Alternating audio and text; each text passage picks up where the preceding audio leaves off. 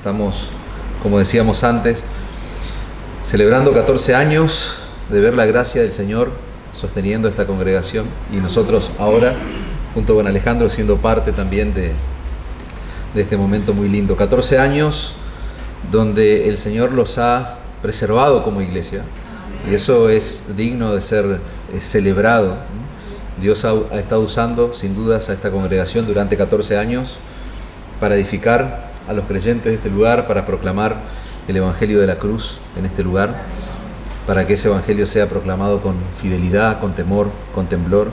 Así que yo doy gracias de manera especial, hermanos, al Señor por cada uno de ustedes, por cada uno de los miembros de esta congregación, hombres y mujeres, como hablábamos antes, redimidos por Cristo, que están poniendo sus dones al servicio de este cuerpo local de creyentes. Así que tienen por delante, hermanos, años seguramente de muchos desafíos, pero yo estoy seguro que también serán años donde van a cosechar el fruto de su trabajo, el fruto de nuestra labor, ¿no es cierto? Todo lo que hacemos es para la gloria y el nombre de nuestro Señor Jesucristo. Amén. Lo que vamos a compartir ahora, yo les dije antes para los hermanos que llegaron después, la idea era aprovechar esta jornada, este día, para hablar de dos iglesias.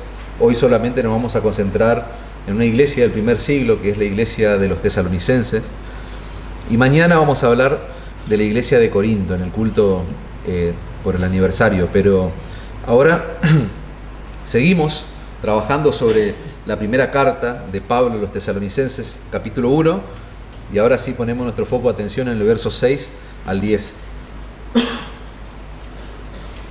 Primera de Tesalonicenses, capítulo 1, versículos 6 al 10. Esta enseñanza, esta predicación, se llama la Iglesia Modelo.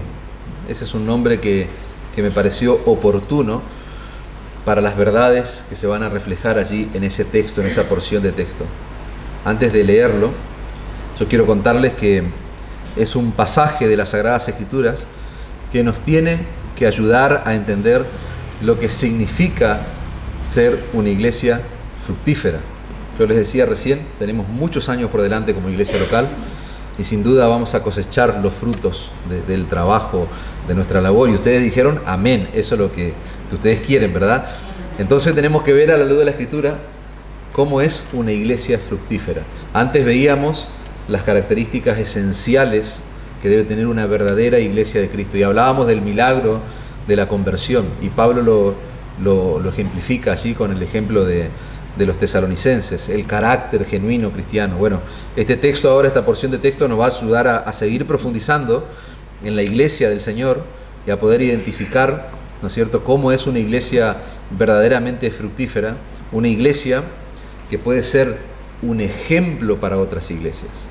Y yo desde ya les digo que el Señor los llama a ustedes hacia esa idea, hacia ese pensamiento, el hecho de que ustedes puedan ser un modelo para la región. Ese va a ser el énfasis de esta enseñanza. La iglesia en Tesalónica era una iglesia joven que estaba mayormente compuesta por recién convertidos cuando recibe esta carta. No estamos hablando de una iglesia de muchos años de su fundación. No, una iglesia, podríamos decir joven, no tenemos específicamente la cantidad de años en la Escritura, no es una información que la tenemos, pero sí podemos entender que estaba compuesta por verdaderos creyentes que no hacía mucho tiempo que se habían convertido. Sin embargo, nosotros vamos a ver ahora en el texto que vamos a leer, Pablo reconoce que ellos habían llegado a ser un genuino ejemplo para todos los creyentes de Macedonia y de Acaya, es decir, toda Grecia. Nuestro pasaje es el único en todo el Nuevo Testamento donde se menciona que una iglesia ha venido a ser un ejemplo para otras iglesias.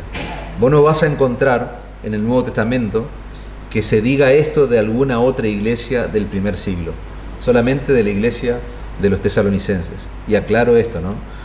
Por supuesto que había muchas iglesias fieles en el primer siglo, pero por alguna razón que no sabemos, Dios determinó dejar registro en su palabra de la iglesia de Tesalónica como una iglesia digna de ser imitada. Y el pasaje que nosotros vamos a estudiar nos presenta el estándar de lo que toda iglesia de Cristo, 2000 años después, debería aspirar, es el estándar que nosotros debemos mirar en la Escritura. La Iglesia Cristiana Reformada del Paraguay debiera anhelar que se diga esto, que se diga de ustedes lo que Pablo va a decir de los creyentes allí en Tesalónica. Si vos amás, si sos miembro de esta iglesia local, si amás esta iglesia, vos debés anhelar con todo tu corazón que esta iglesia sea un modelo, que sea un ejemplo, que sea una iglesia digna de imitar.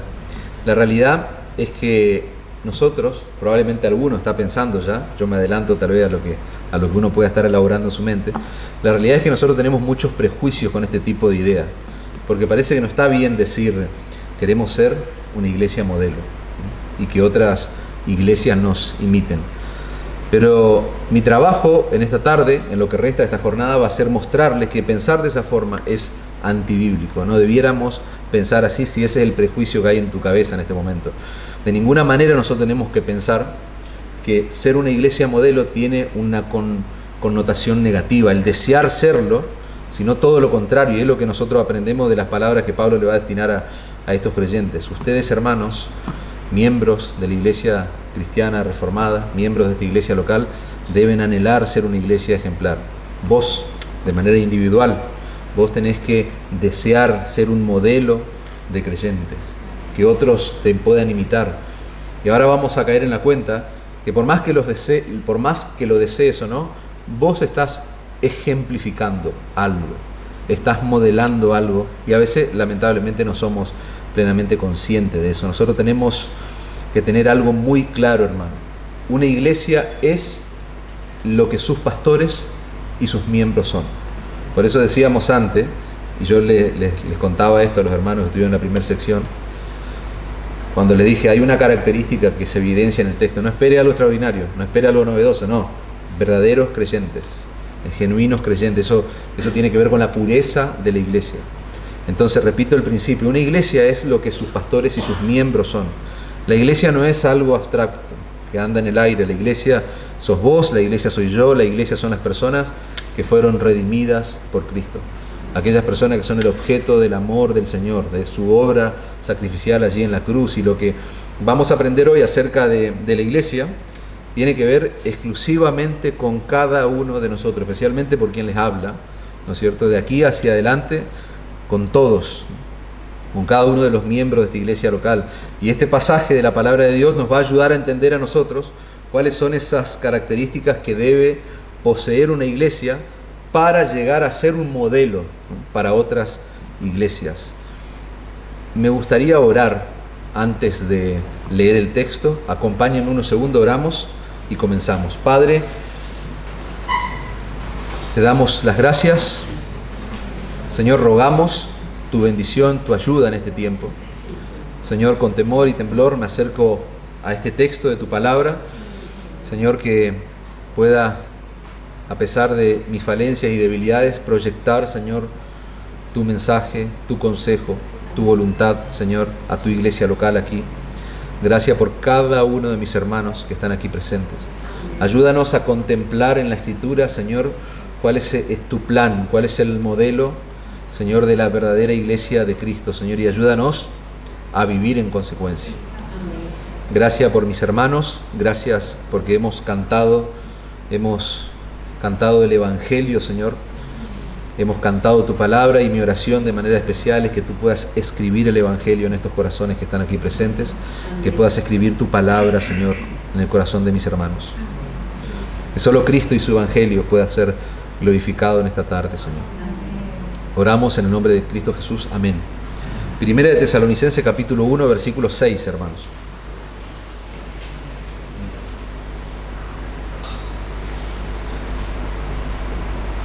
Dice así el texto de la palabra de Dios: y vosotros viniste a ser imitadores de nosotros y del Señor, recibiendo la palabra en medio de gran tribulación, con gozo del Espíritu Santo, de tal manera que habéis sido ejemplo a todos los de Macedonia y de Acaya que han creído, porque partiendo de vosotros ha sido divulgada la palabra del Señor, no solo en Macedonia y Acaya, sino que también en todo lugar vuestra fe en Dios se ha extendido, dice la Escritura, de modo que nosotros no tenemos necesidad de hablar nada. porque ellos mismos cuentan de nosotros la manera en que nos recibiste y cómo os convertiste de los ídolos a Dios para servir al Dios vivo y verdadero. Versículo 10. Y esperar de los cielos a su Hijo, al cual resucitó de los muertos, a Jesús, quien nos libra de la ira venidera. Amén. Hasta ahí la palabra del Señor. Lo primero que identificamos, hermanos, para aquellos que toman nota, lo primero que se identifica, que se evidencia en este pasaje acerca de la iglesia en Tesalónica, es que sus miembros eran imitadores de aquellos que imitaban a Jesús. Eso está claro en el pasaje que nosotros acabamos de leer. Los tesalonicenses imitaban a aquellos que los instruyeron. ¿Y quiénes eran ellos? Pablo, Silas, Pablo y su equipo misionero. El verso 4, si nosotros leemos desde el versículo 4, vamos a ver: porque conocemos, hermanos amados de Dios, vuestra elección, pues nuestro evangelio no llegó a vosotros en palabras solamente, sino en poder, dice, en el Espíritu Santo y en plena certidumbre. Como bien sabéis, cuáles fuimos entre vosotros por amor a vosotros, dice Pablo. Fíjense que Pablo está haciendo mención de algunas virtudes que tienen estos hermanos, que tienen los creyentes de Tesalónica, pero al mismo tiempo él está remarcando en su carta quiénes fueron ellos, su equipo, él, las personas, cómo se condujeron en medio de los tesalonicenses. El verso 6 dice: y vosotros, después que él hace mención de quiénes fueron ellos, ahora pone el foco en ellos, en estas personas, y les dice: y vosotros vinisteis a ser imitadores de nosotros y del Señor, recibiendo la palabra en medio de gran tribulación con gozo del Espíritu Santo. La traducción lenguaje actual va a decir del verso 6: ustedes siguieron nuestro ejemplo y el de nuestro Señor, y aunque sufrieron mucho, recibieron ese mensaje con la profunda alegría que da el Espíritu Santo. La iglesia de los tesalonicenses, estos creyentes, no solamente recibieron el mensaje del Evangelio, no solo recibieron la predicación poderosa de la palabra de Dios, sino que también ellos absorbieron, hermanos. Ellos adoptaron el estilo de vida de quienes fueron los mensajeros, el estilo de vida de quienes fueron los siervos que ellos tuvieron allí con ellos, Pablo, Silas y Timoteo. Y de esa forma ellos llegaron a ser imitadores de Jesús y un ejemplo para otros, es lo que enseña la Escritura. Nosotros estamos parados frente a un texto que nos muestra un típico caso, hermanos, donde los imitadores llegaron a ser dignos de imitación. Los tesalonicenses, imitando a quienes le predicaron el Evangelio, Pablo y su equipo misionero, y ellos ahora llegaron a ser dignos de imitación. Los imitadores llegaron a ser dignos de imitación. ¿Y saben lo que es eso? Nosotros, si tuviéramos que ponerle un nombre, y no quiero ser técnico en este momento, pero si tuviéramos que poner un nombre, podríamos decir que esa es la verdadera esencia del discipulado integral en la vida orgánica de una iglesia saludable. Lo repito de nuevo: los imitadores llegaron a ser dignos de imitación. Eso, lisa y llanamente, es discipulado bíblico en su máxima expresión, hermanos. El proceso de discipulado no se produce únicamente cuando traspasamos información. Discipular a alguien no es agarrarlo, como decimos allá en Argentina, a bibliazos. A veces tenemos o venimos con ese legado, porque es muy probable que el trasfondo de muchos aquí, los que conforman esta iglesia, seguramente tienen un trasfondo de haber pasado por alguna de las otras iglesias que hoy abundan en el mundo evangélico. Y a veces tenemos ese legado de discipulado y pensamos que es agarrar a bibliazos, es transferir información. El proceso de discipulado no se produce únicamente cuando traspasamos información, sino cuando estamos modelando una vida. Esa es una palabra que tiene que resonar en nuestra mente: modelar una vida. El proceso bíblico de discipulado integral es transferir vida, no solamente información, no solamente conocimiento. Eso es discipular. La esencia entonces del discipulado podríamos decir que es imitación. La esencia del discipulado es imitación. ¿Y saben qué? Eso fue lo que pasó en esta iglesia de los tesalonicenses. Pablo le dice: ustedes vinieron a ser imitadores de nosotros y del Señor. Y es interesante el orden que usa Pablo, y en una lectura muy rápida vos podés decir, ¿cómo? Qué soberbia la de Pablo. Imitadores de nosotros, y nosotros tenemos que imitar a Jesús, no a un hombre. Y Pablo era un hombre.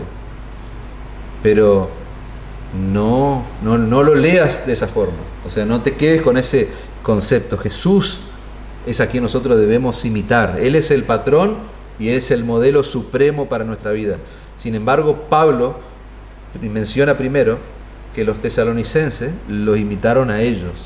Es decir, los tesalonicenses imitaron a esos hombres que sirvieron en medio de ellos, a los misioneros, podríamos decir. Y ese orden no es un error. Ese orden no tiene que ver con soberbia del gran apóstol Pablo, un tremendo hombre de Dios. No, ese orden está puesto intencional. ¿Saben por qué?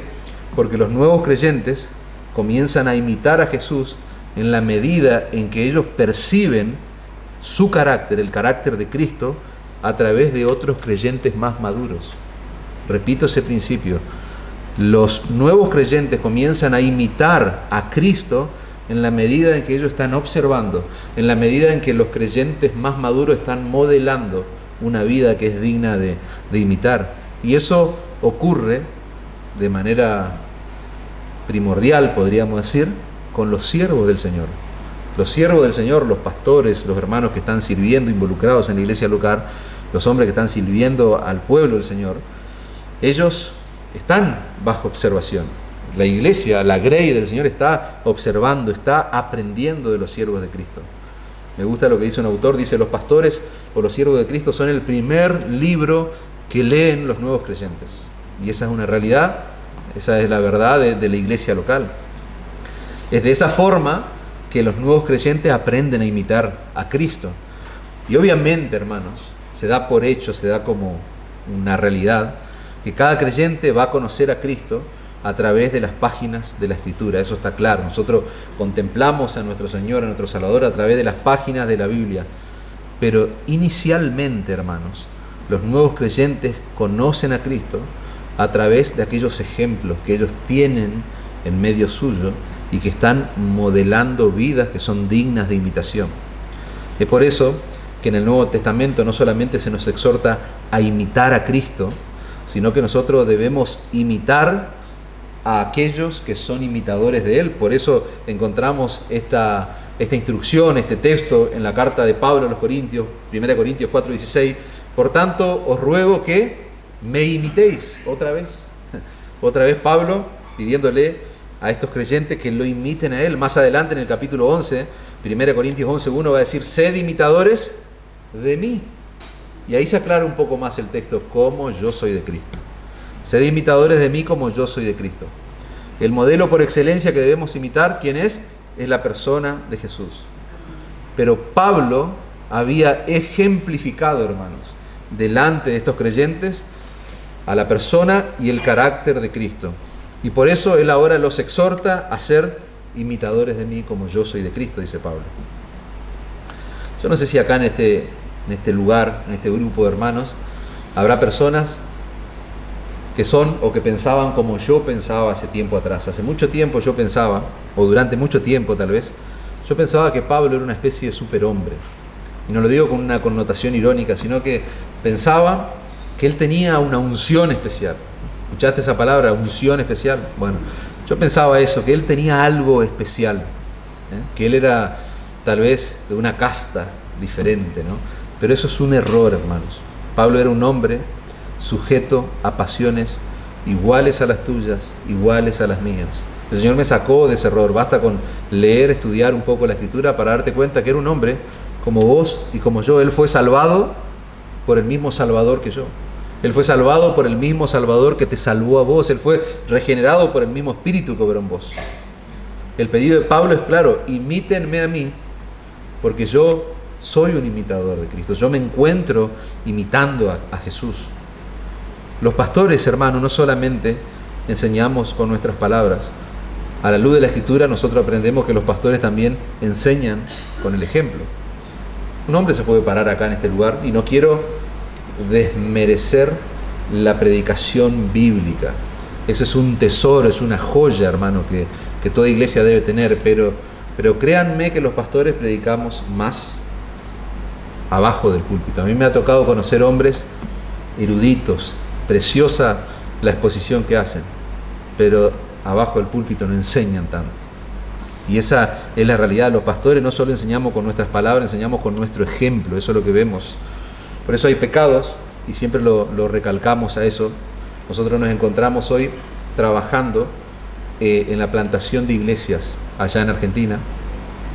Por la gracia del Señor estamos contribuyendo, estamos apoyando, trabajando con iglesias que se están plantando en distintos lugares, y no podemos enviar un pastor, pero hay hombres que están allí que son claves en el trabajo que se están haciendo, y ellos hacen una tarea pastoral, por decirlo de alguna manera. Y siempre recalcamos esto: enseñamos con nuestro ejemplo. Por supuesto tenemos que ser fieles en la exposición de la palabra, pero también vamos a tener claro que estamos bajo observación y vamos a enseñar más desde abajo del púlpito. Por eso hay pecados que son graves en la vida de cualquier creyente, mayormente en la vida de un pastor.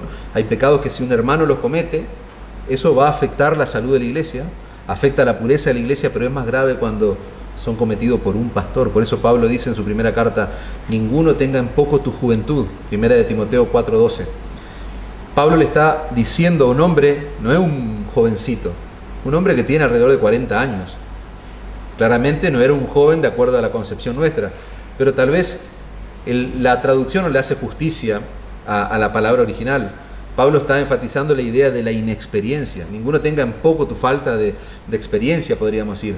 Si no, le dice, sé ejemplo. Y esa palabra tiene que resonar en nuestras mentes, hombres. Esto no solamente era para Timoteo, este es el estándar al cual debemos aspirar todos los hombres en una congregación local. Sé ejemplo de los creyentes. ¿En qué? En palabra, en conducta, amor, espíritu, fe y pureza.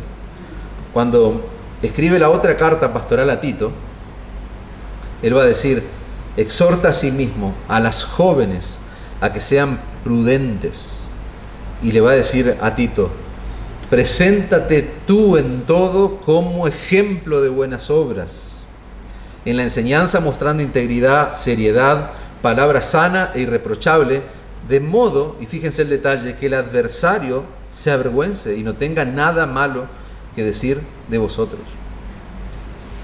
Es increíble pensar el peso que esto tiene para nosotros. Yo no sé vos en tu lugar, pero cuando yo me presento un pasaje de esta naturaleza, el peso de la gloria de Dios me aplasta, hermanos, porque me demuestra lo pequeño, lo diminuto que yo soy. No te aplasta, no te hace temblar la demanda de carácter que el Señor presenta en su palabra. Y una aclaración sumamente importante: estas responsabilidades que vemos en estos pasajes no son exclusivamente de los pastores. De ninguna manera caigas en ese error de pensar que tal vez, este es un pasaje para quienes son pastores. No, es tu responsabilidad, es mi responsabilidad, es responsabilidad de todos poder vivir bajo este estándar, ¿no es cierto? Es someter nuestra vida, cada área de nuestra vida, a este estándar. Hermanos, Filipenses 3:17, hermanos, dice Pablo, sed imitadores de mí y mirad a los que así se conducen según el ejemplo, otra vez la palabra, que tenéis en nosotros. Wow. O sea, imítenme a mí y observen a los que así se conducen según el ejemplo. Es decir, observen a aquellos que están imitándonos.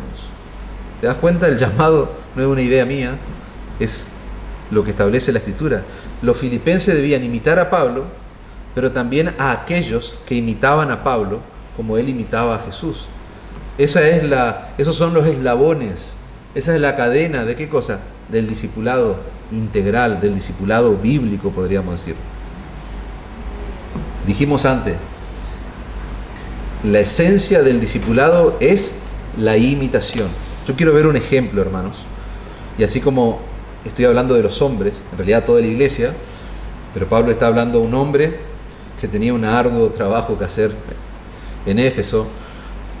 Timoteo tenía que corregir serios problemas que tenía esa iglesia. Él tenía que confrontar a hombres que tal vez le duplicaban la edad. Entonces, por eso la preocupación desmesurada de Pablo en su carta, ¿no es cierto?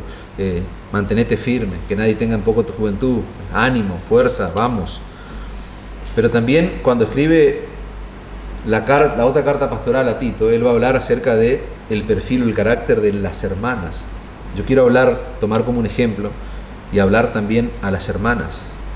Pablo le dice a Tito en su carta pastoral que él debe exhortar a las hermanas más maduras de la iglesia para que sean maestras del bien y que enseñen a las más jóvenes. Dice, las ancianas asimismo, Tito 2:3, sean reverentes en su porte, no calumniadoras. Diablos es la palabra griega original, o sea, no hagan la tarea del diablo, es lo que está diciendo Pablo. ¿Qué hace el diablo? Vino para destruir, para dividir. Es fuerte lo que está diciendo el Señor. Sean reverentes en su porte, no calumniadoras, no esclavas del vino, maestras del bien, que enseñen, y es una palabra clave en el texto, a las mujeres jóvenes a amar a sus maridos y a sus hijos, a ser prudentes, castas, cuidadosas de su casa, buenas, sujetas a sus maridos, para que la palabra de Dios no sea blasfemada. Hay una palabra clave que es enseñar, un verbo, está en forma de verbo ahí, y la idea de la palabra enseñar en ese pasaje no es enseñar solo desde el verbo, desde la palabra, no, sino con el ejemplo. Esa es la idea detrás. Las mujeres deben enseñar con su ejemplo lo que está diciendo Pablo. Y una aplicación, hermanos, para bajar a tierra esto, las mujeres mayores de esta iglesia local están llamadas por la Escritura a ser, lisa y llanamente, maestras del bien. Dice Pablo que enseñen a las más jóvenes a amar a sus maridos y sus hijos. ¿Qué significa eso? ¿Cómo lo bajamos a tierra a la realidad de nuestra iglesia? Eso significa que cuando las hermanas más jóvenes te ven a vos, hermana mayor, ¿no es cierto? Ellas deben aprender, dice la Escritura, a amar a sus maridos y a sus hijos. Cuando te ven a vos, ellas deben aprender a ser prudentes, castas, puras, santas, inocentes en pensamiento. Ellas deben aprender a ser cuidadosas de su casa. Ellas deben aprender a ser buenas, sujetas a sus maridos. Hay otra palabra que yo creo que la generación que nos toca vivir no entiende lo que es el significado de la palabra casta. Nosotros en Argentina tenemos un político que deben saber, que se postula para candidato a presidente, y él puso de moda esta palabra casta, la casta política. Pero la palabra casta, a la luz de la Escritura, no tiene que ver con la esfera política, sino que tiene que ver con algo totalmente diferente. El ser casto o casta tiene que ver con nuestro comportamiento sexual, tiene que ver con ser dueñas de sí mismo. Esa es la idea de castidad. Cuando hablamos de castidad, hablamos de preservar la relación sexual para el ámbito matrimonial, pero no se limita a eso la palabra castidad. El acto sexual no es la única implicación que tiene esta palabra, sino que está ligado a todo aquello que tiene una connotación sensual o sexual, no solamente el acto como tal. Y abarca cuestiones tales como, por ejemplo, nuestras conversaciones. ¿Cuál es el eje que rodea nuestras conversaciones? Y hablo a las mujeres. ¿Cómo es la forma en que yo me visto? ¿Cómo es la forma en que yo me presento? Yo puedo vestirme con un tipo de ropa que claramente tiene una connotación sensual o sexual, y lo que menos denota es castidad. Y la pregunta que como mujer tienen que hacerse ustedes, hermanas, es cuando elegís tu forma de hablar, la forma en que te comunicás en la iglesia local, la forma en que te vestís, vos lo estás haciendo pensando que si todas las hermanas de la iglesia hablaran como vos, se vistieran como vos, ellas estarían modelando la pureza y la santidad del Señor Jesucristo, estarían ejemplificando eso al resto de las mujeres. Y esto no es algo opcional, porque dice la Escritura que ustedes son maestras del bien. Dice la Escritura que ustedes son maestras, debieran ser maestras del bien, pero seguramente nosotros conocemos a maestros que no son buenos maestros, o sea, maestros que enseñan pero no enseñan cosas buenas. Bueno, la Escritura llama a las hermanas de la congregación a ser maestras del bien, es decir, que seas plenamente consciente de que tu ejemplo le está enseñando a otras mujeres, igual como pasa con el hombre, igual como pasa con los hermanos, con los que están sirviendo. Antes decíamos, los tesalonicenses están viendo a estos hombres que modelaron un ejemplo en ellos, pero ellos ahora están siendo un ejemplo, y la iglesia estaba compuesta por hombres y mujeres. Entonces tu ejemplo, hermana, le está enseñando a otras mujeres.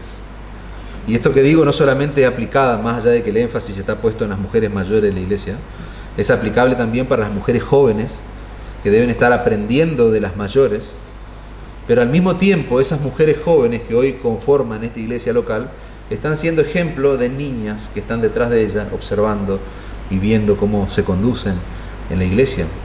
Lamentablemente, hermanos, el mundo evangélico de nuestros días ha sido invadido por la falta de modestia. Ha sido invadido, hermanos, y es alarmante.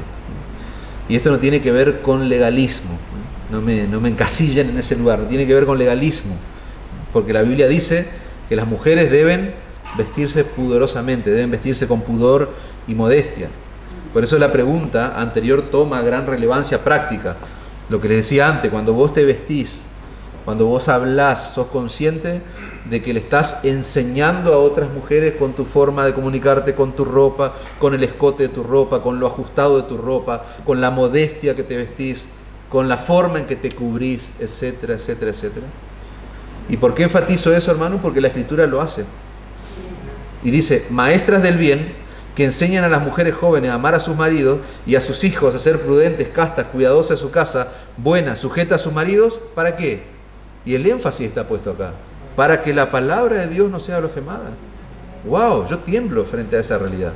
Para que la palabra de Dios no sea blasfemada, es muy serio. Porque dice Pablo que la palabra de Dios puede llegar a ser blasfemada cuando en una iglesia las hermanas hablan muy bonito, pero se visten y andan exactamente como las mujeres de allá afuera, como las mujeres del mundo, y no como mujeres que le temen a Dios. Entonces somos imitadores que deben ser dignos de ser imitados. Somos imitadores, hermanos, que deben ser dignos de ser imitados. Eso es inevitable en la vida cristiana. Si vos querés salir de esa presión, si vos querés salir de esa encrucijada, ¿sabés lo que tenés que hacer? Tenés que salir del cristianismo. Tenés que salir del cristianismo, tenés que salir de la iglesia, porque esa es la realidad. No siempre estamos imitando a alguien y siendo ejemplo para otros, pero debemos serlo, hermanos. Entonces la pregunta de rigor es: ¿a quién te encontrás imitando vos en este momento? Vos podés pensar ahora mismo en una, 2 o 3 personas de esta iglesia local a la cual vos imitás, que vos reconocés que es un modelo. Tenemos que erradicar de nuestra mente, hermano, la idea tonta de que está mal imitar a alguien.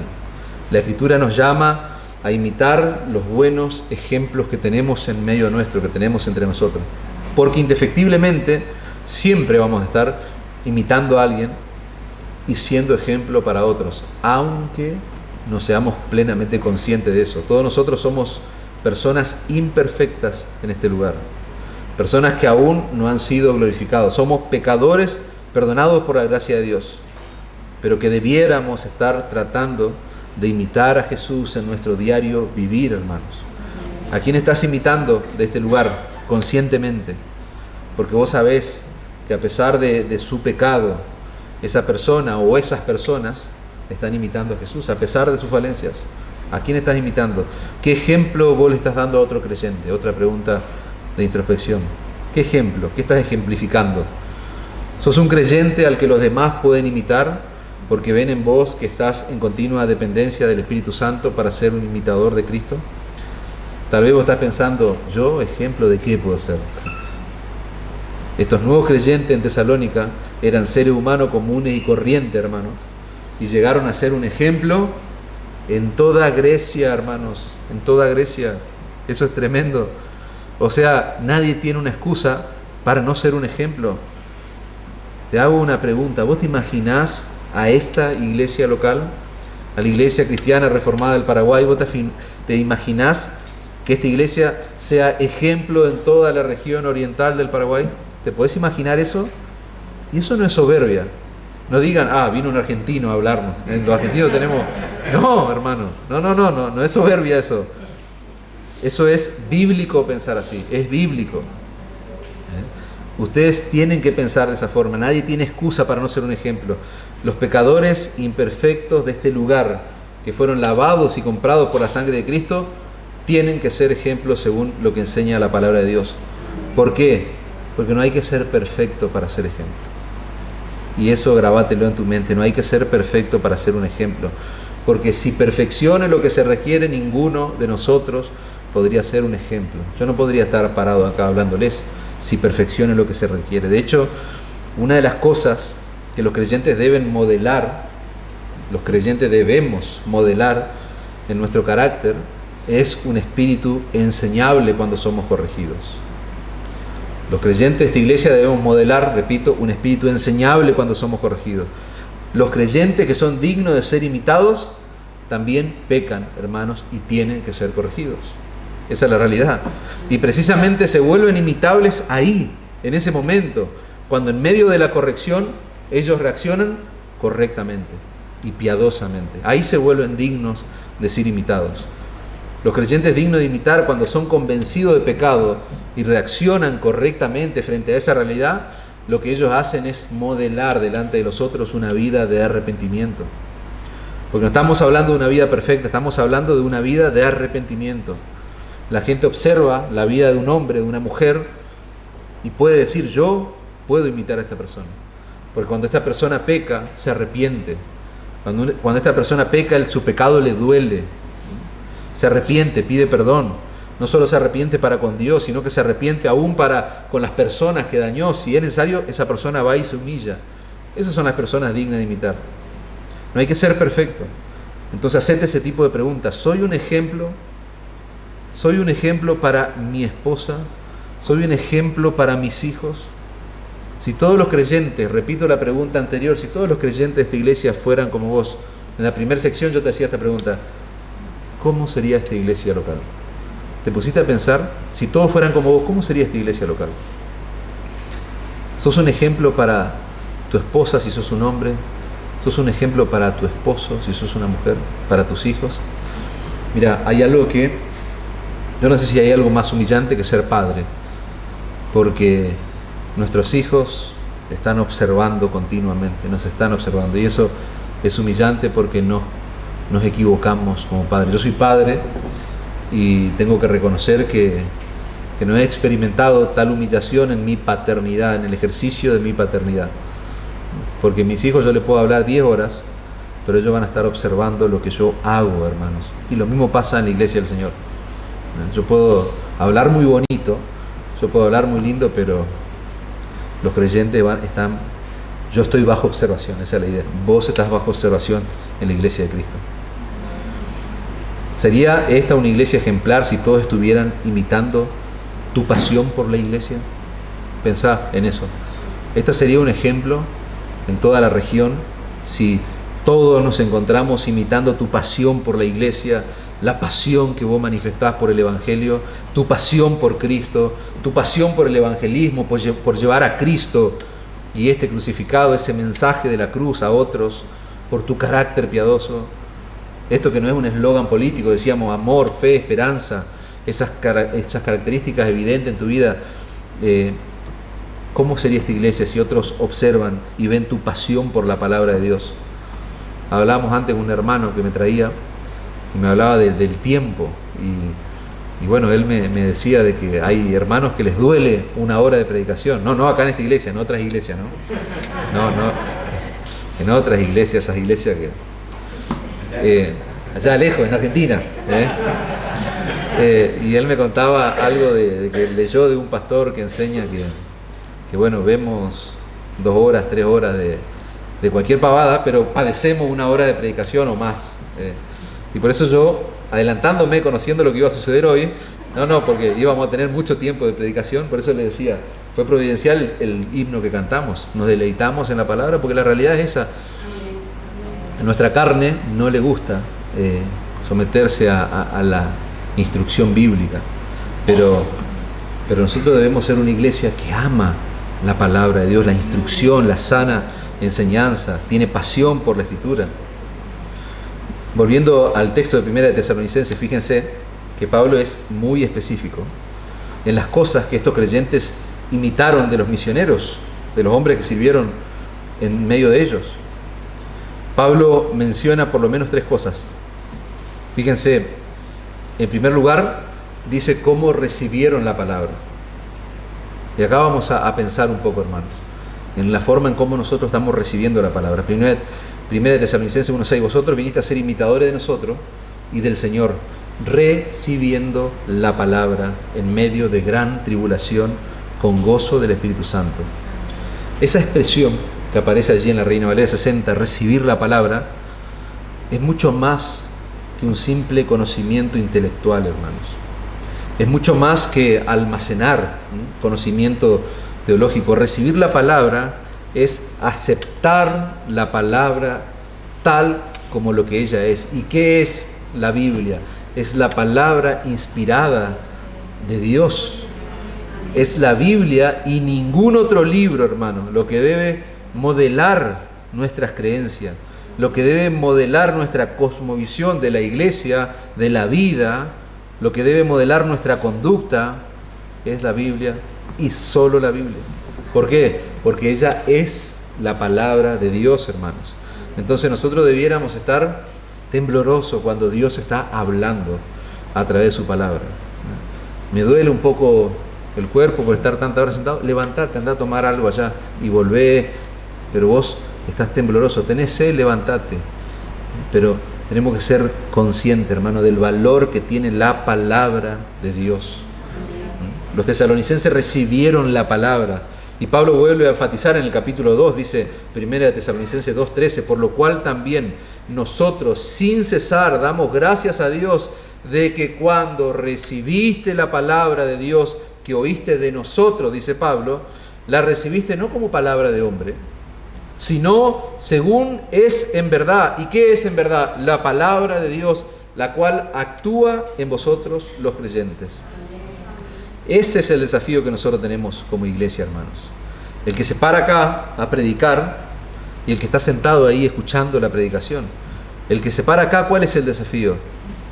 De no decir pavadas, de no decir palabras de hombre, sino de comunicar con fidelidad la palabra de Dios. Y el que está sentado ahí, ¿qué responsabilidad tiene?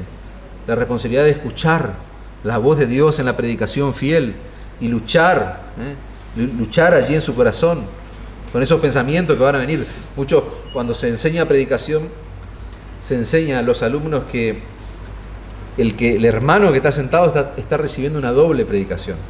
Una predicación es la que se está exponiendo desde el púlpito, y otra predicación es la que los creyentes tenemos, esa lucha que tenemos en nuestra mente. No, esto es idea del pastor.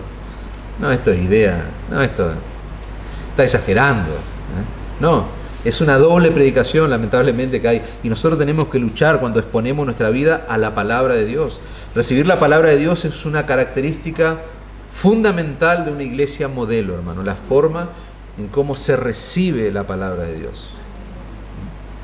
La forma en cómo se recibe la palabra de Dios, hermanos. Estos creyentes en Tesalónica aprendieron de Pablo y de su equipo misionero a ser imitadores de Jesús en la importancia suprema que Jesús le daba a la Escritura. Repito, en la importancia suprema que Jesús le daba a la Escritura. Jesús le dio a las Sagradas Escrituras un lugar predominante en su vida y en su ministerio terrenal, hermano. Cuando el Señor Jesucristo fue tentado por Satanás, ¿qué usó Él? La palabra de Dios para contrarrestar los ataques de Satanás. Escrito está, escrito está, escrito está. En la mente del Señor Jesucristo, hermanos, era imposible pensar que las Escrituras fueran quebrantadas. Si está escrito Satanás, no hay más nada que hablar. Escrito está. Sea Dios veraz y todo hombre mentiroso, dice Romanos 3:4. Fíjense este texto precioso. Juan 4:34 dice, Jesús le dijo a sus discípulos, mi comida es que haga la voluntad del que me envió y que acabe su obra. ¿Te das cuenta? El Dios, el Hijo de Dios encarnado, tomaba tan profunda y seriamente la palabra de Dios, hermanos. Juan 5:30, porque no busco mi voluntad, dice, sino la voluntad del que me envió, la del Padre. Los creyentes que modelan a Cristo, hermano, aman la palabra de Dios. La toman muy en serio. Y es una pregunta obligada, hermanos. Los demás pueden ver que las Escrituras son supremamente importantes para vos en tu vida. Los demás, los otros hermanos que están aquí, ¿pueden ver eso? ¿Pueden ver que amás la palabra de Dios? Los creyentes en Tesalónica no solo recibieron la palabra de Dios, sino que lo hicieron en medio de mucha tribulación, hermanos. Y eso es terrible. Vos cuando estudiás las cartas del Nuevo Testamento, hay una melodía que se ve en todas las cartas. Persecución, opresión, tras persecución, opresión, etcétera, etcétera, etcétera.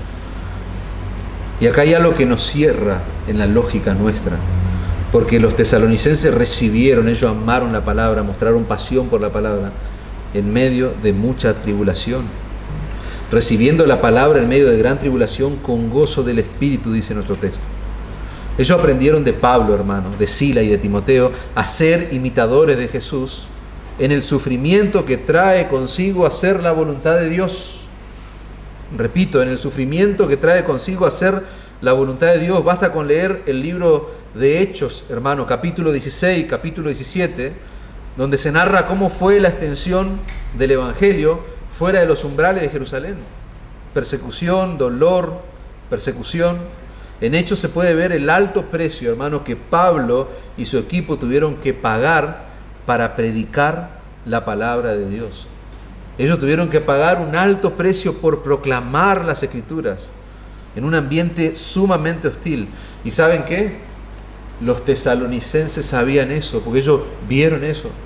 Ellos vieron el precio que pagaron estos hombres por proclamar a Cristo, y ellos estaban aprendiendo de eso, hermano. Pablo estaba preso junto a Sila en la cárcel de Filipo, y ¿saben lo que hacían estos hombres? Cantaban himnos. ¡Wow! Eso es emocionante, hermanos.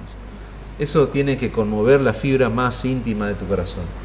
¿Cómo puedes ser preso y cantando, adorando al Señor? Los creyentes en Tesalónica aprendieron de Pablo y de su equipo misionero lo que es sufrir por Cristo. Por eso en medio de gran tribulación ellos recibieron la palabra. Ellos abrazaron el Evangelio de todo corazón. En medio de persecución, hermanos. No en medio del aire acondicionado, un asiento con mullido ahí que tienen, un hermoso salón como este. No, hermano, en medio de persecución ellos abrazaron la palabra de Dios. 1 Tesalonicenses 2:14 dice: porque vosotros, hermanos, viniste a ser imitadores de las iglesias de Dios en Cristo Jesús. Perdón, las iglesias de Dios en Cristo Jesús que están en Judea.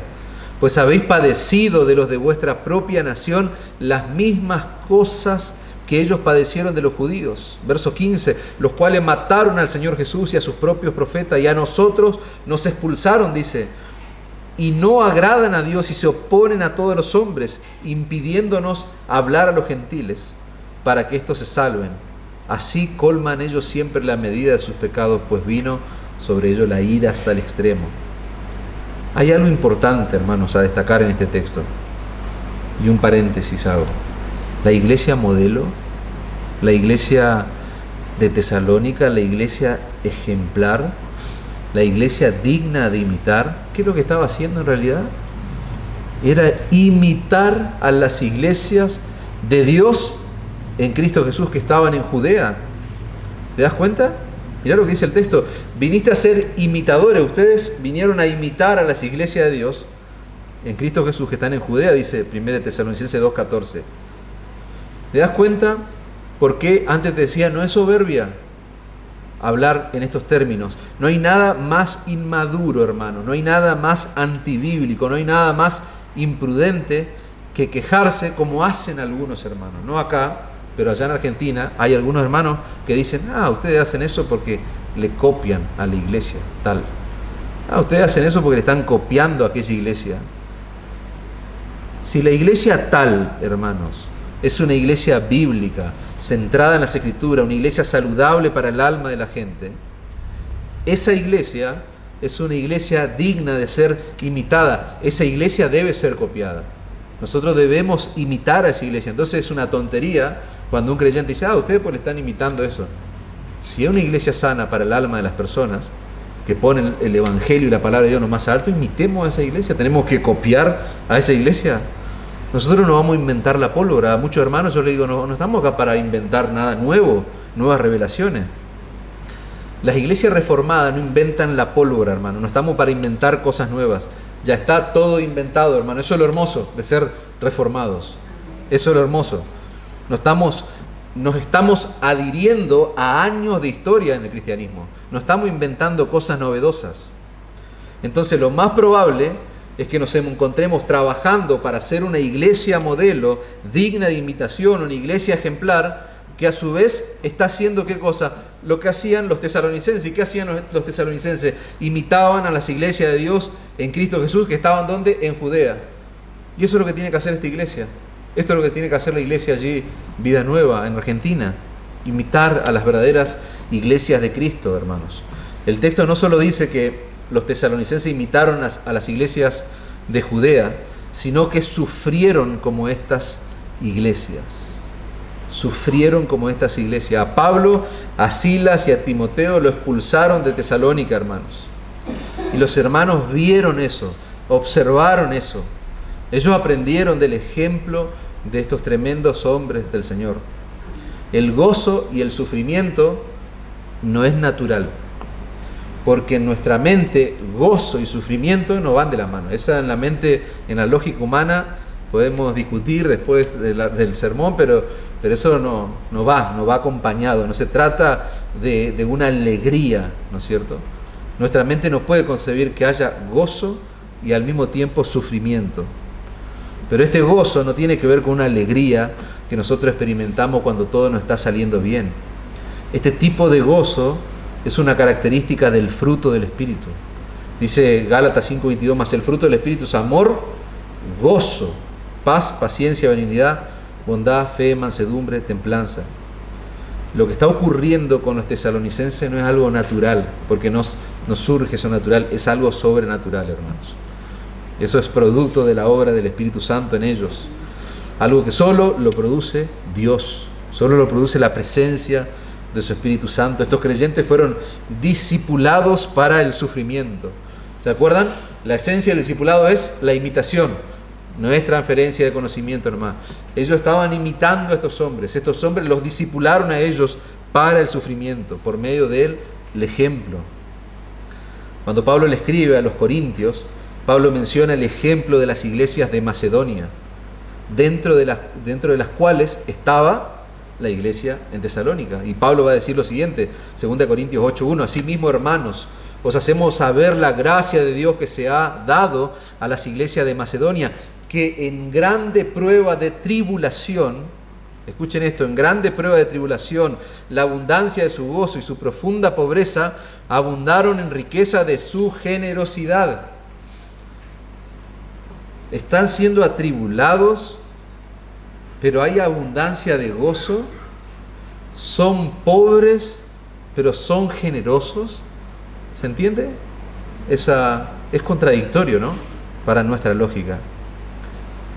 Profunda pobreza, vos sabés que es una manera poética de decir la condición de estos creyentes. Si nosotros tuviéramos que hacerle justicia al texto original y hablar en nuestros términos, no sé si se habla así acá, pero lo que Pablo está diciendo es, estos creyentes eran re pobres, miserablemente pobres. Sin embargo, fueron generosos, dice. Estaban siendo atribulados en grande prueba de tribulación. Suena muy lindo, ¿no? Pero estos creyentes, la vida está corriendo peligro. Sus cabezas están rodando por reconocer a Cristo como Señor. Sin embargo, hay gozo. ¿Saben qué perspectiva nos da esto, hermano? Esto nos pone a nosotros frente a una realidad que yo no sé si somos plenamente conscientes todo el tiempo de esto, pero nosotros aprendemos de este pasaje que no hay que ser rico para dar, hermanos. No hay que ser rico para amar, no hay que ser rico para hospedar, no hay que ser rico para hacer el bien. Estos eran pobres y en medio de su tribulación, lo que ellos hicieron, en vez de quejarse, en vez de sacar excusas necias, en vez de autocompadecerse, ¿sabes lo que ellos estaban pensando? ¿Qué le faltará a los hermanos de Judea? ¿Qué le estará faltando a los hermanos de Judea? ¿Cómo los podemos ayudar con lo que tenemos? Ese era el corazón, era el carácter de estos creyentes. Por eso dice Pablo que ellos abundaron en generosidad. Entonces te das cuenta que ser imitador de Jesús implica experimentar ese gozo sobrenatural que solamente lo pueden experimentar aquellos sobre los cuales el Espíritu de Dios está trabajando. Hebreos 12:2 dice: puesto los ojos en Jesús, el autor y el consumador de nuestra fe, el cual por el gozo puesto delante de él sufrió la cruz, menospreciando el oprobio, y se sentó a la diestra del trono de Dios. Jesús lo experimentó, hermanos. Cristo experimentó gozo en medio del sufrimiento. ¿Y saben qué? Los apóstoles aprendieron eso ¿de quién? De Cristo. Y los tesalonicenses aprendieron eso de los apóstoles. La cadena del discipulado, la imitación.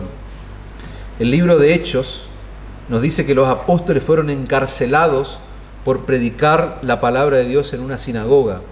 Y va a decir el relato de Lucas, el autor de Hechos, va a decir Hechos 5:40, llamando a los apóstoles, y quiero que preste suma atención a estas palabras, llamando a los apóstoles después de azotarlos, les intimaron que no hablasen en el nombre de Jesús y los pusieron en libertad. Y ellos salieron de la presencia del concilio, dice, gozosos de haber sido tenidos por dignos de padecer afrenta por causa del nombre. Y todos los días en el templo y por las casas no cesaban de enseñar y de predicar a Jesucristo. ¿Te das cuenta? Otra vez en conflicto nuestra lógica. ¿Qué les pasaba a esta gente? Se estaban mal de la cabeza. O sea, tenían un problema psicológico. ¿O será que tenían un problema neurológico que les anulaba el dolor? Porque los están azotando, hermanos. Están lastimándolos a ellos. ¿O son masoquistas? ¿Será que eran masoquistas? No, hermanos. Ellos no tenían un problema psicológico, no tenían un problema neurológico que les anulaba el dolor, no eran masoquistas, no les gustaba sufrir. A ellos les dolían los golpes, como te duelen a vos y a mí. Ellos se gozaban, hermanos, en poder mostrar a los ojos del mundo que Cristo es tan precioso, que Cristo es tan valioso, que vale la pena sufrir por su causa. Vale la pena, hermanos, sufrir por la causa de Cristo. Era el ejemplo que ellos estaban modelando. Sufrir por la causa de Cristo es una oportunidad, hermanos. Y escuchen bien esto, que Dios les da solo a algunos creyentes para mostrarle al mundo y aún a otros creyentes que Jesús es tan precioso que vale la pena sufrir por Él. Esto es tremendo, hermanos. Porque yo no sé si alguno de los que está acá está sufriendo por la causa de Cristo a este nivel. Pero hay hermanos que mientras nosotros estamos acá celebrando, disfrutando las delicias que ustedes hacen acá, aire acondicionado, escuchando una predicación, hay hermanos que están muriendo por la causa de Cristo en este momento. En este momento hay hermanos que están siendo perseguidos. Esto no es cosa de la prehistoria del cristianismo, no. Esto es cosa del presente, hermanos. Entonces, esto debe ponerte a vos en perspectiva. Hay otros hermanos que mientras vos venís acá a una iglesia hermosa, otros están siendo atribulados, azotados, muertos. Por eso, sufrir por la causa de Cristo es una oportunidad que Dios le da a algunos para mostrarle al mundo entero y para mostrarte a vos en este rincón del mundo que Jesús es tan, pero tan precioso, que vale la pena sufrir por Él. Y a veces yo me pongo a pensar y digo, wow, cuando me pongo en perspectiva de estas cosas, yo le doy gracias a Dios, porque yo digo, yo me mantendría firme en la brecha si tuviera que sufrir como ellos. Es humillante pensar en el sufrimiento por la causa de Cristo, hermanos, porque yo no sé si estaría tan firme, estaría cometiendo estas locuras de ser azotado, de ser golpeado y seguir proclamando a Cristo. Entonces la pregunta de rigor, ¿estamos modelando delante de otros lo que implica recibir la palabra de Dios en medio de mucha tribulación con el gozo del Espíritu Santo? ¿Estamos imitando conscientemente a otros cristianos que reciben la palabra de Dios así? Hay algo que hablamos en casa muy continuamente, porque nuestros hijos, desde muy pequeños, ellos evidencian lo mismo que somos nosotros. Nos cuesta leer la Escritura, nos cuesta tener la disciplina de la palabra de Dios. Y me gusta poner la perspectiva esta en ellos. Hay hermanos que tienen que memorizar la Escritura, hermanos. porque están siendo asolados. Hay hermanos que no pueden tener la Biblia en 20 traducciones. Yo hoy les hablé y ustedes habrán notado que usé algunas traducciones de la Escritura. Hoy está la Biblia al alcance de nuestra mano, teléfono, tablet, computadora, etcétera, etcétera. Pero hay hermanos en otras partes del mundo que no, que dan su vida por tener el canon bíblico completo. Lo tienen que arrancados por hojas para tenerlo escondidos. La iglesia de Tesalónica, hermanos, era una iglesia que propagaba el Evangelio. Versículo 7 del capítulo 1, Primera de Tesalonicenses 1:7, de tal manera que habéis sido ejemplo a todos los de Macedonia y de Acaya que han creído, porque partiendo de vosotros ha sido divulgada la palabra del Señor. La Biblia de las Américas dice: la palabra del Señor ha resonado, no solo en Macedonia y Acaya, sino que también en todo lugar vuestra fe en Dios se ha extendido, de modo que nosotros no tenemos necesidad de hablar nada. Esa palabra griega que se traduce como resonar o divulgar puede ser traducida como retumbar muy intensamente. Esa es la idea detrás. Retumbar muy intensamente. Da la idea de una explosión que puede ser oída en un radio sumamente extenso. Y según los estudiosos del idioma original, dicen que esta palabra tiene una relación muy estrecha con otra palabra griega que se traduce al español como eco. Fíjate qué interesante. Nosotros sabemos que el eco es ese sonido que se replica y que se amplifica al chocar con otros objetos. Eso es el eco. Y eso fue lo que sucedió con el mensaje del Evangelio cuando llegó a Tesalónica, hermanos.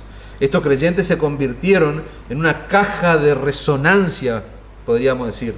De tal manera que la palabra del Señor no solamente llegó a toda Grecia, Macedonia y Acaya, sino que Pablo dice, fue esparcido por todas partes, al punto de que no tenemos la necesidad de hablar nada. Es como que él se iba a un lugar y quería hablar y ya lo conocemos porque ese mensaje fue predicado por los tesalonicenses. Se iba a otro lugar, ya está, ellos no necesitaban hablar, dice el texto. La ciudad de Tesalónica llegó a ser la capital de Macedonia, hermano, durante el Imperio Romano. Y es interesante porque estaba en un lugar sumamente estratégico, porque estaba situada en uno de los mejores puertos naturales que había en Grecia, y pasaba por ahí lo que se conoce como la Vía Ignacia, que era una de las rutas más importantes del Imperio Romano. Entonces era una ciudad sumamente accesible, por eso le hicieron la capital. Era accesible por tierra, era accesible por mar, y ¿saben qué? Los tesalonicenses aprovecharon esa tremenda ventaja, ese lugar estratégico. Todo el que pasaba por Tesalónica para vender su mercancía, ¿qué iba a hacer? Iba a escuchar el glorioso evangelio de parte de los tesalonicenses. Estos creyentes no paraban de predicar la palabra, hermano. Pero lo curioso es que ellos estaban siendo atribulados y perseguidos. Era en medio de mucha persecución que ellos no paraban de predicar la Escritura. ¿Qué sería lo más natural en ese tipo de circunstancias, hermanos? Donde los creyentes sufren por el Evangelio. ¿Qué sería lo más natural, según nuestra lógica?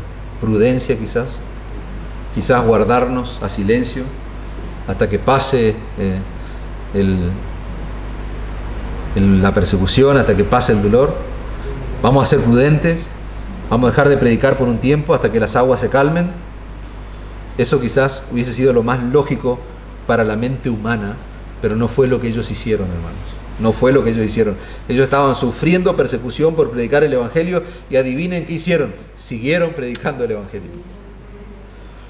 Yo no sé si conocen la historia de John Bunyan. Hay un libro, un flamante escritor cristiano, muy conocido por el libro del El progreso del peregrino. Un libro muy lindo para los creyentes adultos, pero también para los niños. Este autor estuvo preso por 12 años en una cárcel por predicar el Evangelio. Y es interesante porque en esa cárcel él va a escribir el progreso del peregrino. Ahora, cuenta la historia que uno de los carceleros que estaba allí le dice a este hombre y apela al recurso emocional, ¿no? Porque le va a decir, tu familia está sufriendo porque vos estás acá en la cárcel. Bunyan tenía una hija que se llamaba María, entre otros hijos que tenía, y esta jovencita había nacido ciega. Entonces el carcelero continuamente apuntaba a esa parte, a la parte emocional, y le decía, lo único que vos tenés que hacer es prometer, y te sacamos de inmediato, prometer que vas a dejar de predicar. ¿Y saben lo que él decía? Si me sacan de aquí, voy a volver a predicar. Si me sacan de este lugar, voy a volver a predicar. Y se pasó 12 años preso. Y en esos 12 años preso surge esta obra literaria que hasta el día de hoy estamos hablando y usándola, y probablemente la usemos. Hace poco se estrenó una película acerca de eso. Y eso fue lo que hicieron los hermanos de Tesalónica. Y la pregunta es, ¿de dónde aprendieron ellos eso? De Pablo, de Silas y de Timoteo. La esencia del discipulado. ¿Cuál es? La imitación, decíamos. Primera de Tesalonicenses 2:1, porque vosotros mismos sabéis, hermano, que nuestra visita a vosotros no resultó vana, pues habiendo antes padecido y siendo ultrajados en Filipo, ¿cómo sabéis? Siendo ultrajados, hermano, tuvimos de nuevo en nuestro Dios para anunciaros el Evangelio de Dios, en medio de gran oposición. La Biblia de las Américas dice, después de haber sufrido y sido maltratado en Filipo, como sabéis, tuvimos el valor. ¿Cómo sabéis? Era notorio a los tesalonicenses. Tuvimos el valor, dice Pablo, confiados en nuestro Dios, de hablaros el Evangelio de Dios en medio de mucha oposición. ¿Se dan cuenta de quienes absorbieron esa valentía por proclamar el Evangelio? No había persecución que pudiera frenar al apóstol Pablo, hermanos. ¿Y qué hicieron los tesalonicenses? Imitaron eso, lo imitaron. El testimonio de esta iglesia llegó a ser tan conocido que no hacía falta que Pablo contara lo que estaba pasando en Tesalónica, hermano. En todo lugar, dice el texto, vuestra fe se ha extendido, de modo que nosotros no tenemos necesidad de hablar. Eran famosos los tesalonicenses. Todo el mundo sabía lo que había pasado allí y la obra que Dios estaba haciendo con esta gente. Hermanos, nosotros tenemos en nuestras manos el mensaje más glorioso que existe. Eso es terrible. Tenemos el mensaje más glorioso que existe, tenemos el mensaje más importante que un hombre, que una mujer puede escuchar. Es un mensaje de vida o muerte. Tenemos un gran Salvador, hermano, que vale la pena ser proclamado. Nosotros tenemos que ser, desde este lugar de encarnación, de esta iglesia local, una caja de resonancia, como decíamos antes, desde este lugar y hasta donde el Señor nos conceda la oportunidad de predicar y llevar su evangelio. Versículo 9 de 1 Tesalonicenses 1. Fíjense que la iglesia tenía una lealtad incuestionable al único Dios vivo y verdadero. Y acuérdense del trasfondo de estos creyentes, porque ellos mismos cuentan de nosotros la manera en que nos recibiste y cómo os convertiste de los ídolos a Dios para servir al Dios vivo y verdadero. Este es uno de los textos, hermanos, del Nuevo Testamento que mejor describe lo que es la conversión. Hoy hablábamos de una iglesia compuesta por genuinos creyentes, verdaderos creyentes. Y esa palabra conversión significa revertir una dirección. Esa es la idea, cambiar de rumbo. Es cuando vos te das cuenta que vas por el camino equivocado, entonces haces un giro de 180 grados y tomás la dirección opuesta. Tomás la ruta correcta. Eso es convertirse. Y Pablo describe la conversión en nuestro texto como volverse de los ídolos a Dios. Durante toda su vida estos creyentes, esta gente, habían confiado y se habían refugiado en sus ídolos. Eso era lo que estaba a la orden del día en esa cultura. En el primer siglo, hermanos, porque esto hay que explicarlo, porque si no, no se entiende tanto y no podemos ver la profundidad de esa conversión. En el primer siglo, los ídolos dominaban todos los aspectos sociales de una comunidad, todos los aspectos de la vida social y política del imperio grecorromano. Eso significa que volverse de los ídolos a Dios era un cambio total y absolutamente radical que afectaba toda la vida de esa persona en el contexto en el cual se encontraba viviendo. Abandonar la idolatría para adorar al único Dios vivo y verdadero era una terrible ofensa para aquellos que no eran cristianos. Ellos se sentían ofendidos. La gente cercana a los tesalonicenses se sentían resentidos, traicionados.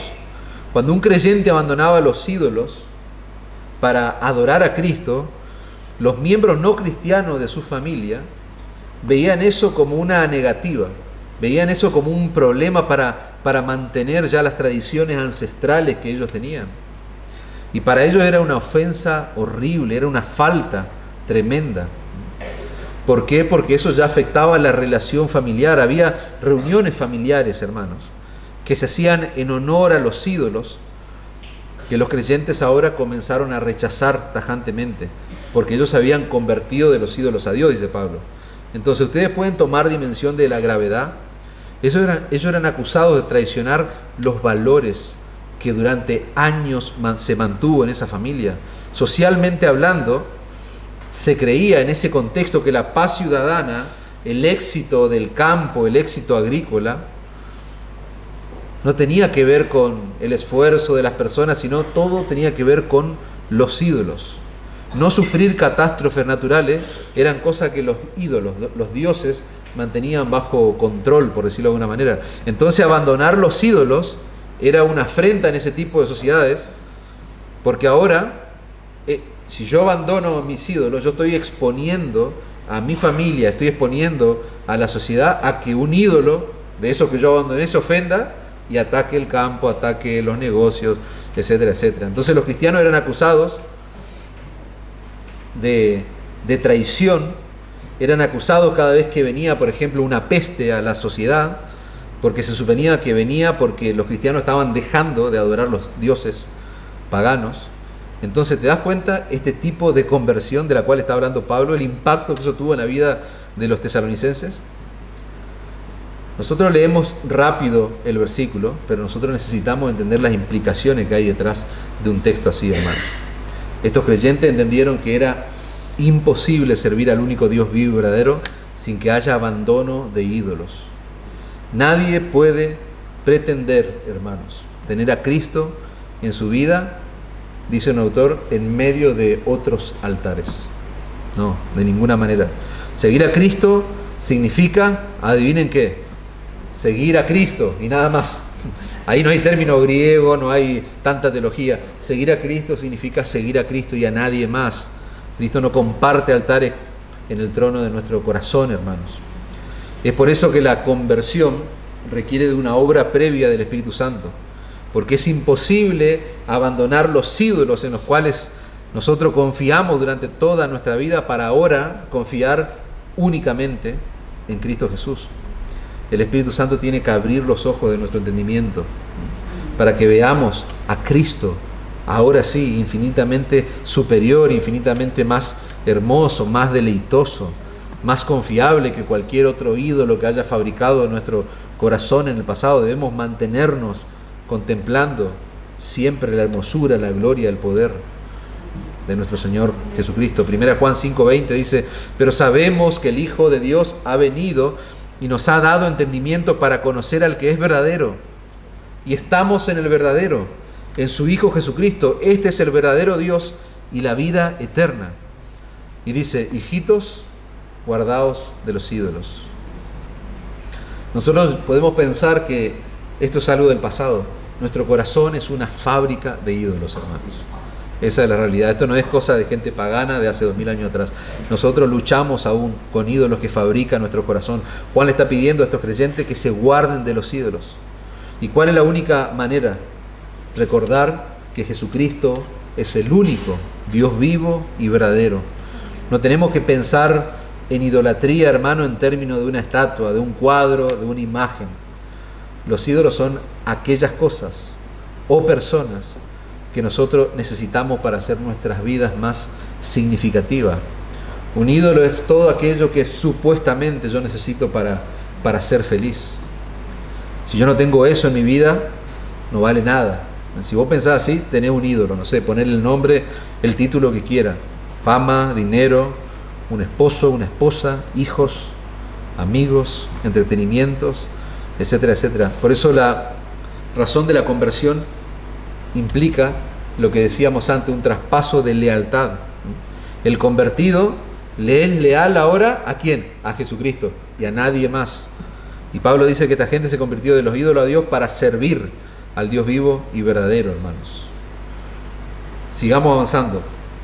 Verso 9 allí. Fíjense que la iglesia de Tesalónica, los miembros vivían, y otra vez se pone el énfasis, esperando el regreso de nuestro Señor Jesucristo, para servir al Dios vivo y verdadero, versículo 10, y esperar de los cielos a su Hijo.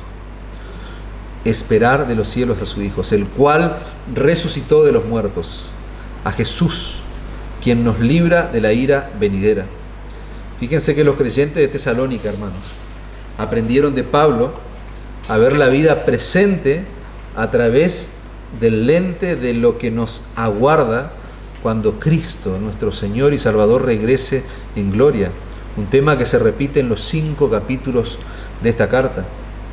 Esa esperanza es una parte esencial, decíamos antes en la primera sección, de nuestra salvación. Los tesalonicenses se convirtieron para esperar de los cielos al Hijo de Dios, decíamos antes. Aquel que vino a este mundo a entregar su vida en sacrificio, que fue resucitado, que ascendió a los cielos y que prometió venir a buscar a su pueblo. Esos son los pilares del glorioso mensaje del Evangelio, hermanos. Cuando alguien se convierte a Cristo, al fin de cuentas lo que está ocurriendo es que se convierte para esperar a su Cristo, a su Señor, a su Salvador. Filipenses 3:20, más nuestra ciudadanía está en los cielos, de donde también esperamos ansiosamente, dice la Nueva Traducción Viviente, al Salvador y al Señor Jesucristo.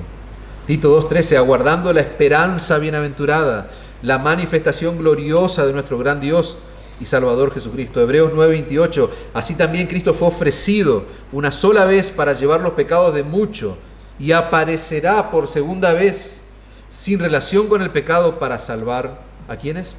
A los que le esperan, hermanos. El verdadero creyente vive a la espera del glorioso regreso de su Señor. Ese es nuestro consuelo, esa es nuestra motivación. ¿Para qué? Para perseverar, en medio de cualquier circunstancia, en medio del dolor, en medio del sufrimiento. Eso es lo que nos motiva a seguir sirviendo sacrificialmente a Cristo. No tenemos, hermanos, la esperanza puesta en lo que pueda pasar este año en la esfera política. Nosotros ahí en Argentina, este año es un año clave políticamente hablando. No sé acá cómo están en esos términos, pero... Y vos escuchás, y lo más triste es que escuchás a veces hasta creyentes, ¿no? Como si la política o los políticos movieran la mano de Dios. No, hermanos. Nuestra esperanza no está en el próximo presidente, en nuestro caso allá. Nuestra esperanza no está puesta en un hombre, nuestra esperanza está puesta en el glorioso regreso de nuestro Señor. Nosotros vivimos con la esperanza puesta en el regreso de Cristo. Así vive un verdadero creyente. Aquel que dio su vida, una vida perfecta de obediencia al Padre, murió en una cruz, dejó satisfecha la justicia de Dios por nosotros, resucitó, dice la Escritura, para la gloria de Dios, y por esa razón se constituye para nosotros un poderoso Salvador, como dice Pablo al final de nuestro texto, que nos va a librar de la ira venidera. La ira de Dios es la justa indignación de Dios contra el pecado, que los lleva a castigar al pecador. Dios es perfectamente puro y santo, hermanos. Ese es el testimonio de la Escritura. Y Cristo tuvo que morir en la cruz del Calvario para absorber la ira de ese Dios justo, para absorber la ira que vos y yo merecemos por nuestros pecados.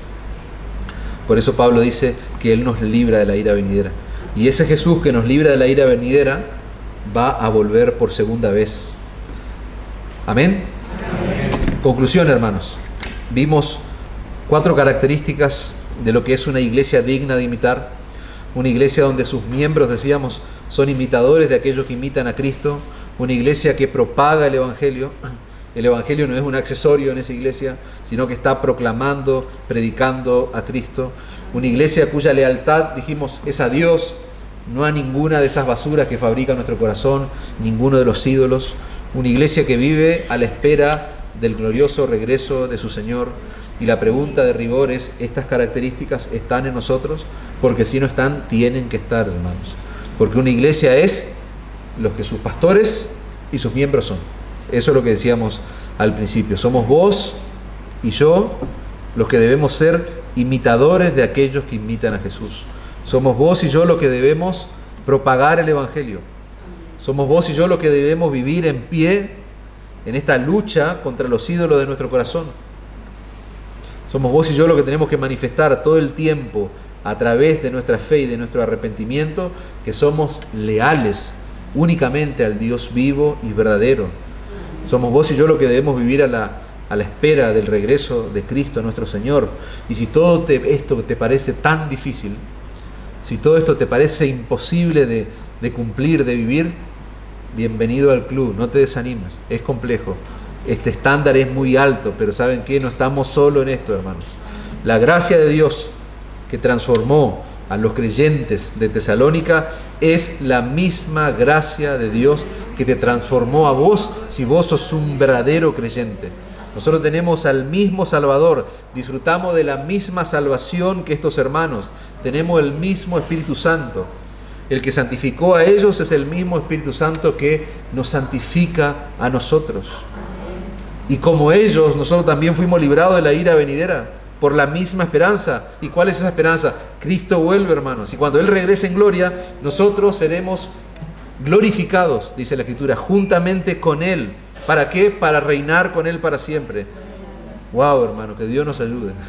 Que Dios nos ayude a hacer este tipo de iglesia. Una iglesia modelo, una iglesia ejemplar durante el resto de tiempo que nos quede de este lado de la eternidad hasta que Cristo nuestro Señor venga. Amén. Oramos. Padre, muchas gracias por tu palabra.